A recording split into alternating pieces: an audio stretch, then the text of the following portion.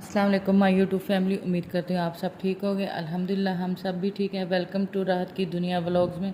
आज मैं आप लोगों को दिखाने वाली हूँ अपनी स्टाइल का टर्किश कबाब रेसिपी, सिंपल फास्ट और बहुत ही टेस्टी।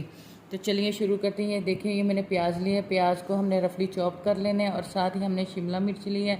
शिमला मिर्च को भी हमने रफली चॉप कर लेने हैं। आप यकीन जानिए बहुत ही टेस्टी और मज़ेदार रेसिपी बनती है। टर्किश कबाब वीडियो में तो आपने देखे होंगे, पर दिल चाहता है कि हम खुद फटाफट बनाएं और खाएं। तो यकीन माने बहुत ही आसान रेसिपी है, आप ज़रूर ट्राई कीजिए। ये मैंने जिंजर काट लिए हैं, साथ ही मैंने रेड कलर की हरी मिर्चें जो है वो मैंने रेड कलर की ली हैं।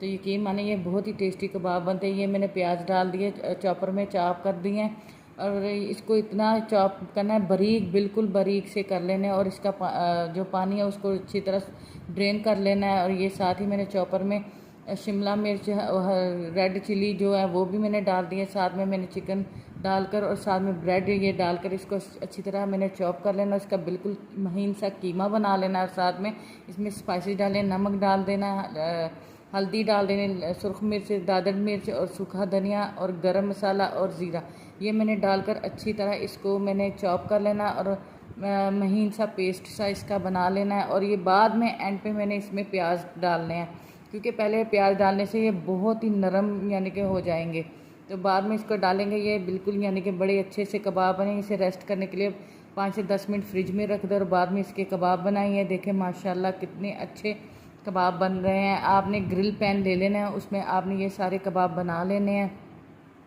अब यकीन जाने बहुत ही टेस्टी और बहुत ही मज़ेदार कबाब, इतने सॉफ्ट कबाब बनते हैं, इतने जूसी कि आप उंगलियां चाटते रह जाएंगे।